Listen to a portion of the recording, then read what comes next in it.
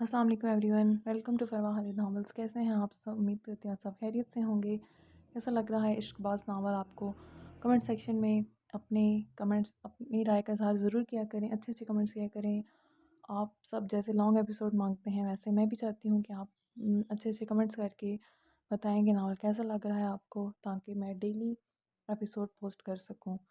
तो कमेंट्स करने में कंजूसी ना किया करें। वीडियो को लाइक किया करें ताकि डेली एपिसोड आपको मिल सके। आइए शुरू करते हैं। इश्कबाज अस्कलम का फरवा खालिद किस नंबर 30। मैं संभालूंगा नानों को। आरान की निगाहें एज़िल पर ही जमी हुई थीं। वो औरत शायद उसे बुलाने का कह रही थी। मोबाइल कान से लगाए उसे जाने बढ़ गया था। वो देखना चाहता था इस लड़की ने सिचुएशन कैसे हैंडल की थी। मिस्टर आर्यन खानज़ादा, वो आपकी नानो है, कोई बिजनेस हरीफ नहीं जिसके साथ माइंड गेम्स खेलकर आप उन्हें अपने सांचों में ढाल लेंगे।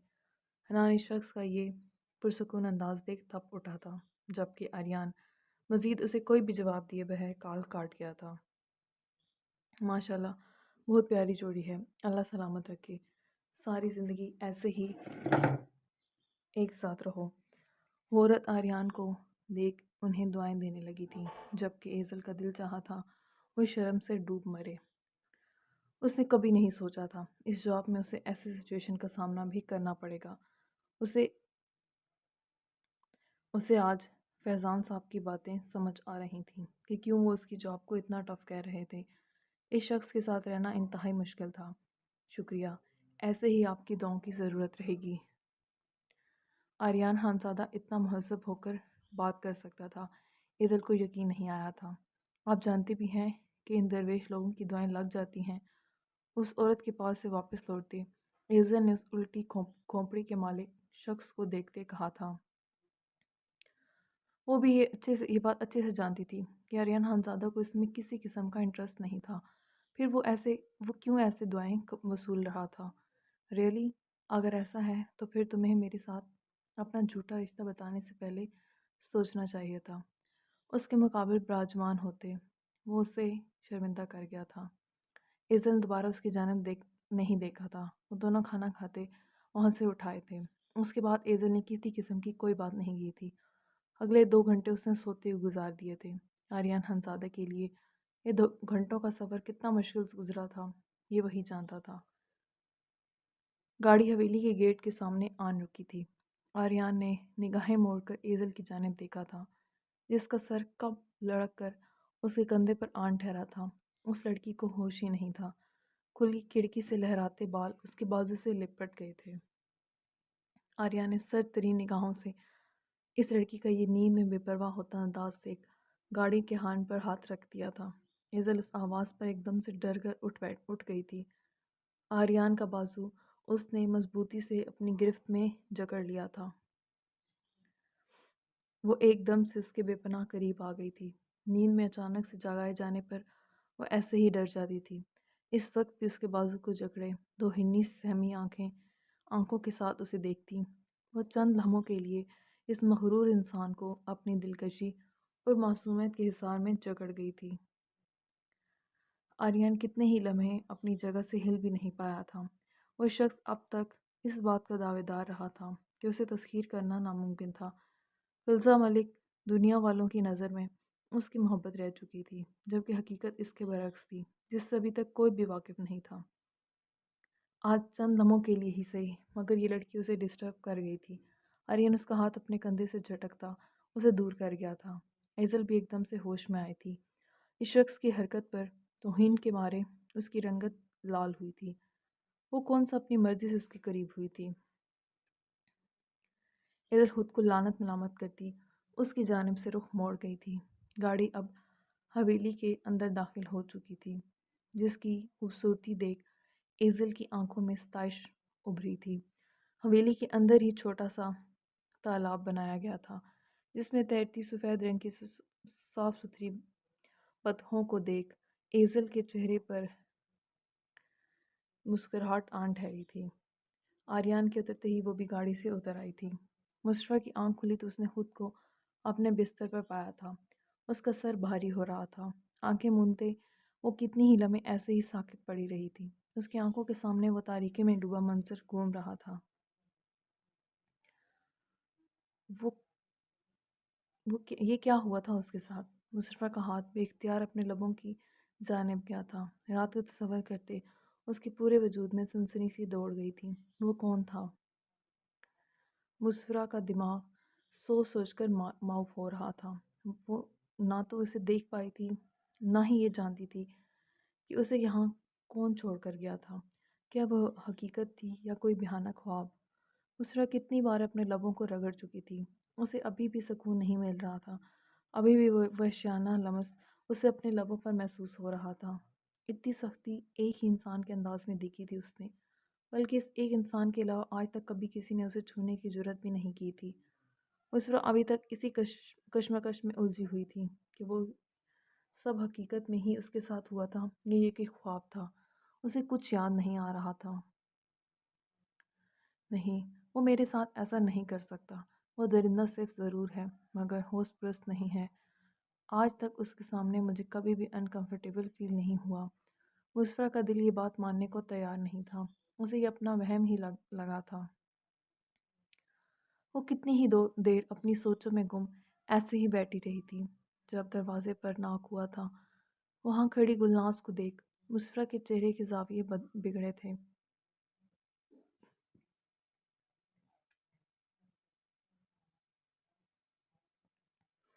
زیکے پر اپنی جان قربان کرنے کے لیے ہر لمحہ تیار رہنے والی یہ عورت مصفرہ کو بہت زیادہ مغرور لگتی تھی۔ خلاف معمول وہ اپنے ہاتھوں میں کوئی تھال اٹھائے اندر داخل ہوئی تھی۔ یہ پہن کر تیار ہو جائیں۔ اس کے آگے وہ روسی لباس اور زیورات سے سجا تھال رکھتے وہ اسے مخاطب کر گئی تھی، جنہیں دیکھتے مصفرہ نے سوالیہ نگاہوں سے اس کی جانب دیکھا تھا۔ میں کیوں پہنوں یہ سب؟ مصفرہ کو اپنے ارد گرد خطرے کی گھنٹیاں بجتی محسوس ہوئی تھیں۔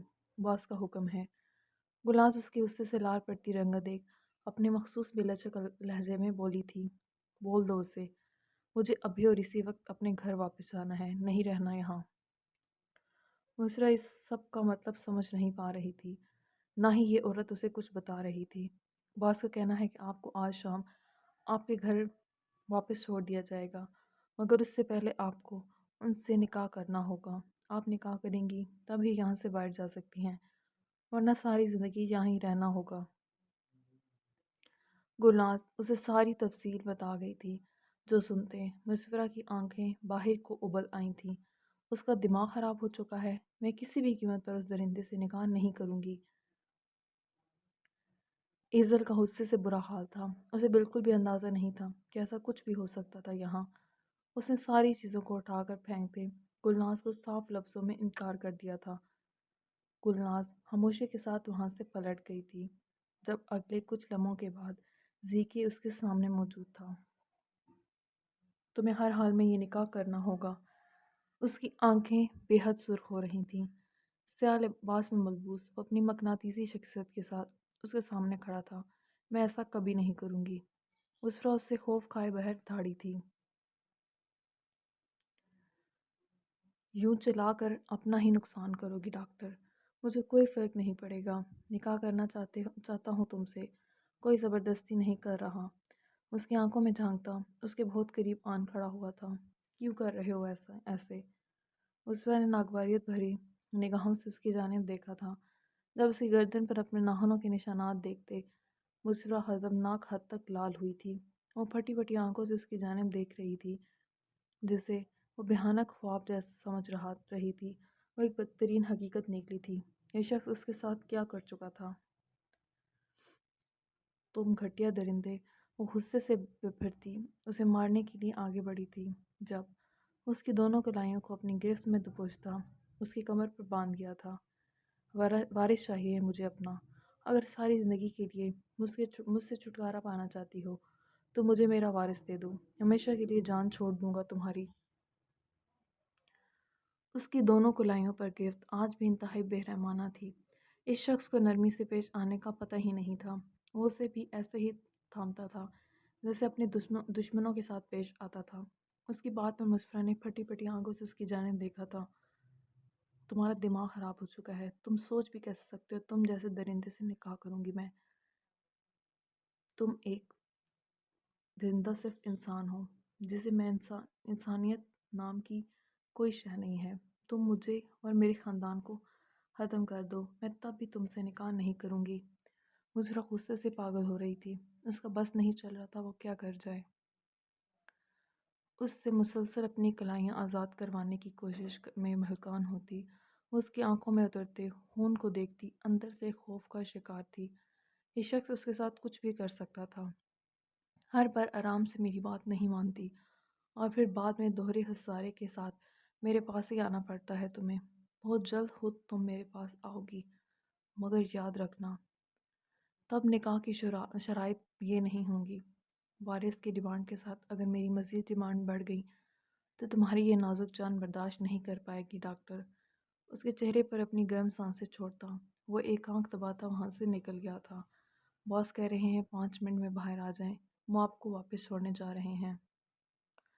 اولاد پھر سے ناک کرتی اندر آئی تھی۔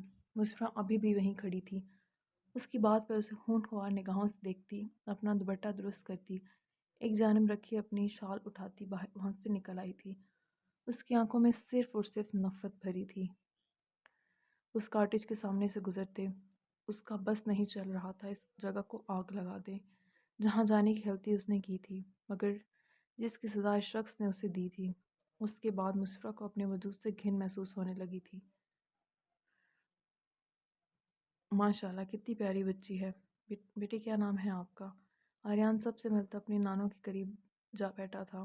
یہ اس کی پھپھو کا سسرال ہونے کے ساتھ ساتھ اس کا ننیھال بھی تھا۔ اس کے بڑے ماموں اسحاق صاحب کی شادی اس کی پھپھو تانیہ بیگم اور چھوٹے ماموں ظہیر کی شادی اس کی پھپھو نورین بیگم سے ہوئی تھی۔ ان کی نانی اور دادی سگی بہنیں تھیں۔ دونوں خاندانوں میں بہت زیادہ محبت تھی۔ آریان خانزادہ اس گھر کا بھی بےحد لاڈلا تھا۔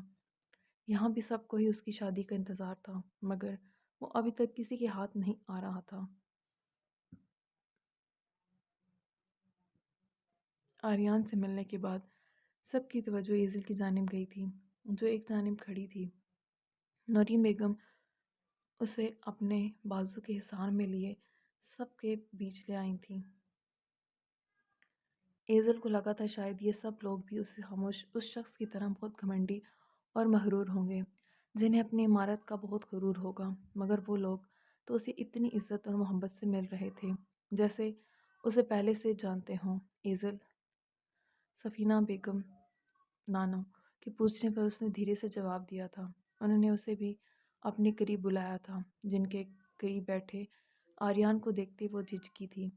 وہاں سب کے انداز میں اس کے لیے پسندیدگی اور ستائش دیکھ آریان خانزادہ کی آنکھوں میں سرد پن اتر آیا تھا، جو محسوس کرتے ایزل نے ان سب کی اتنی محبت کے جواب میں کسی قسم کی کوئی گرم جوشی نہیں دکھائی تھی، ورنہ وہ محبتوں کا جواب بہت ہی محبت سے لوٹانے کی عادی تھی۔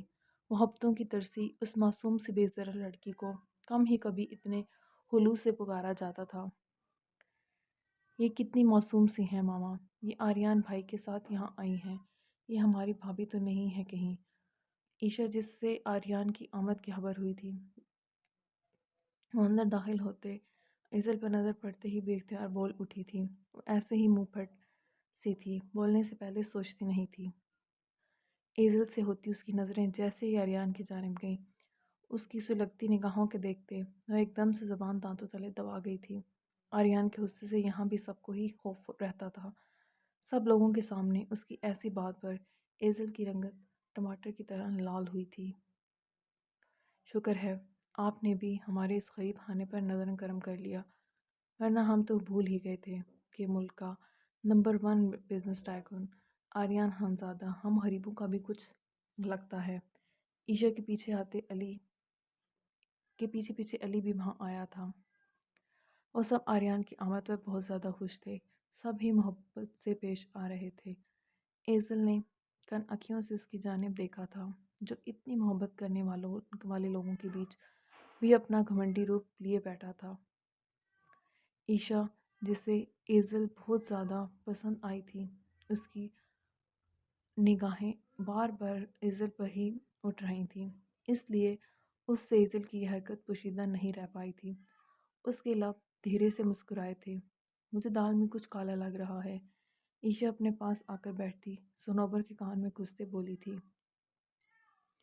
مجھے لگتا ہے تم آج آریان بھائی سے پٹنے کا پورا ارادہ رکھتی ہو۔ تم جانتی ہو انہیں یہ سب بالکل بھی پسند نہیں ہے۔ صنوبر نے اسے گھر کا تھا۔ تانیہ بیگم کی بڑی بہو فریہ بھی ان کے ساتھ آن بیٹھی تھی۔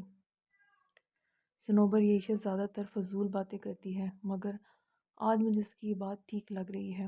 کچھ تو گڑبڑ ضرور ہے، ورنہ آریان بھائی کبھی بھی اپنے آفس کے کسی بھی بندے کو گھر نہیں لاتے۔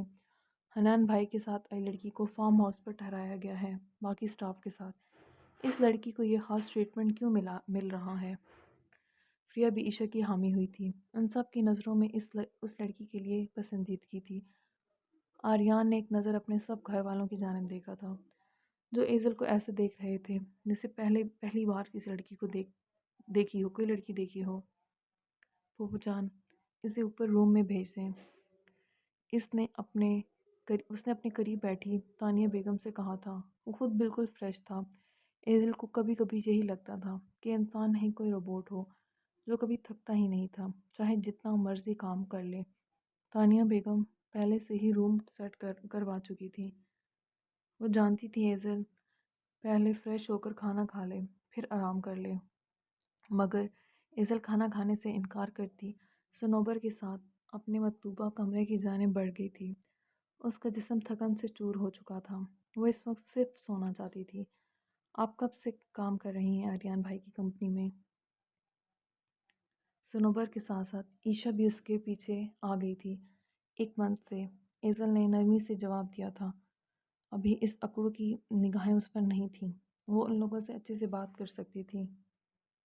1 منتھ؟ ان دونوں نے بے یقینی سے اس کی جانب دیکھا تھا۔ اتنے سے ٹائم میں آپ ان کے اتنے کلوز ہو گئیں؟ عیشا کے لبوں سے بے اختیار نکلا تھا، جس پر ایزل نے حیرت سے اس کی جانب دیکھا تھا۔ اس کے کہنے کا مطلب ہے آپ نے بہت اچھا کام کیا ہوگا تو آریان بھائی اتنی اہم پروجیکٹ میں آپ کو شامل کر رہے ہیں۔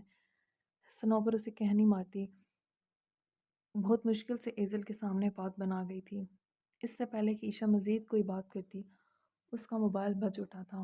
آریان کا نمبر دیکھ اس نے اپنی جگہ سے کھڑے ہوتے فوراً سے کال پک کی تھی۔ فوراً سے باہر آؤ دونوں، اور اسے کہہ دو اپنا موبائل آن کرے۔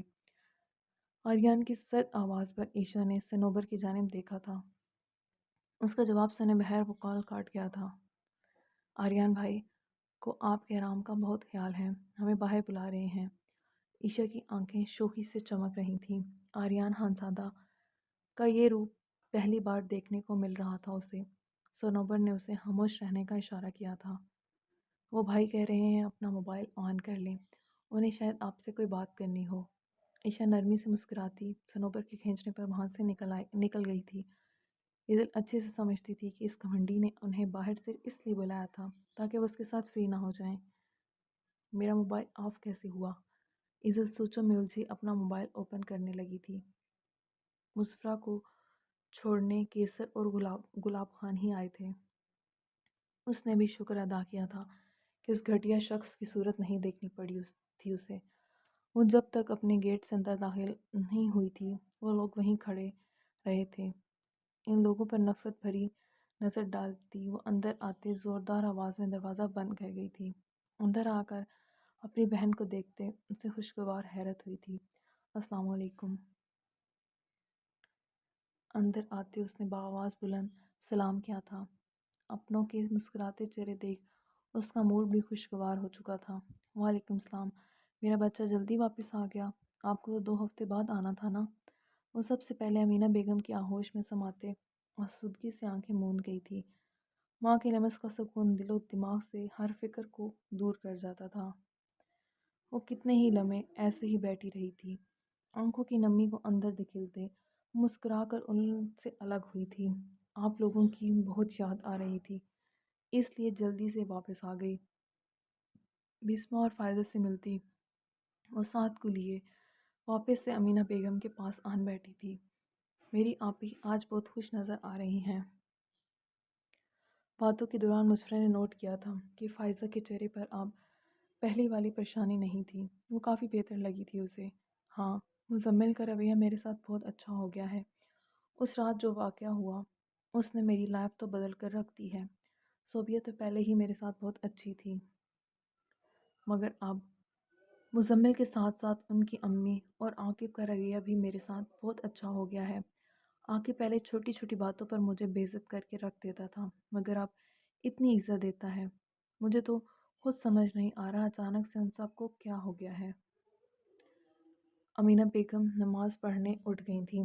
فائزہ ان کے سامنے ایسی کوئی بات نہیں کرتی تھی۔ بسمہ اور مسفرہ کو اس نے اپنے حالات کے بارے میں سب بتا رکھا تھا، جو اس کے لیے بہت زیادہ پریشان رہتی تھی، مگر آج اسے خوش دیکھ ان کے چہروں پر بھی مسکراہٹ بکھری ہوئی تھی۔ مجھے لگ رہا ہے یہ کمالات اسی گولی کے ہیں جو وہ شخص عاقب کو مار کے گیا تھا۔ اس نے کچھ کہا بھی تھا عاقب کو، یاد ہے وہ کیسے مسفرہ سے علاج کروانے سے بھی خوف کھا گیا تھا۔ ویسے کچھ پتہ چلا وہ کون لوگ تھے جنہوں نے ایک ذرا سا سکہ تک نہیں چرایا، نہ کچھ غلط کیا کسی کے ساتھ؟ عاقب کے ساتھ جو کر کے گئے وہ بھی اچھا ہی کر کے گئے۔ بسمہ اپنی حیرت کا اظہار کر رہی تھی، جس پر فائزہ مسکرا دی تھی، جبکہ مسفرہ کے تاثرات میں ناگواری بھر گئی تھی۔ آنکھوں میں اس شخص کے لیے نفرت آن ٹھہری تھی۔ بھابی، نام مت لیں ایسے گنڈوں کا، نہ جانے کہاں کہاں درندگی دکھا کر آیا ہوگا۔ ہاسپٹل نہیں جا سکا تو وہاں آ گیا، زخمی تھا، ورنہ ایسے کمینے اپنی کمینگی دکھانے سے باز نہیں آتے۔ مسفرہ نفرت بھرے انداز میں بولتی، اپنے الفاظ پر غور نہیں کر پائی تھی۔ اسے ہوش تو تب آیا جب ان دونوں کو حیرت بھرے انداز میں اپنی جانب دیکھتے پایا تھا۔ یہ کیسے الفاظ استعمال کر رہی ہو تم؟ ویسے یہ بات تو میں نے سوچی ہی نہیں۔ وہ شخص اتنے یقین سے وہاں بیٹھ کر پوچھ رہا تھا، یہ ڈاکٹر کون ہے یہاں، جیسے اسے پہلے سے پتہ ہو کہ ہمارے درمیان ڈاکٹر موجود ہے۔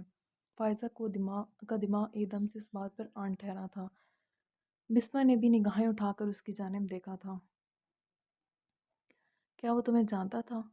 بسمہ کی سوالیہ نگاہیں مسفرہ کے زرد پڑتے چہرے پر تھیں۔ جاری ہے۔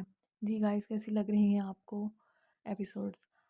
اپنی فیڈ بیک کا اظہار کمنٹ سیکشن میں لازمی کیا کریں تاکہ میں ایسے ہی ڈیلی ایپیسوڈ پوسٹ کرتی رہوں۔ آپ کی فیڈ بیک سے رائٹر کی بہت زیادہ حوصلہ افزائی ہوتی ہے۔ کمنٹ سیکشن میں اپنے فیڈ بیک کا اظہار لازمی کیا کریں، اچھے اچھے کمنٹس کر کے بتایا کریں کہ آپ کو ناول کیسا لگ رہا ہے تاکہ میں ڈیلی ایپیسوڈ پوسٹ کروں۔ میرے چینل کو سبسکرائب کرنا مت بھولیں، ویڈیوز کو لائک کریں، بیل آئیکن پریس کرنا نہ بھولیں تاکہ آنے والی تمام ویڈیوز کے نوٹیفیکیشن آپ کو مل سکیں۔ دعا میں یاد رکھیے گا۔ کل حاضر ہوں گی اگلی کیس کے ساتھ۔ خدا حافظ۔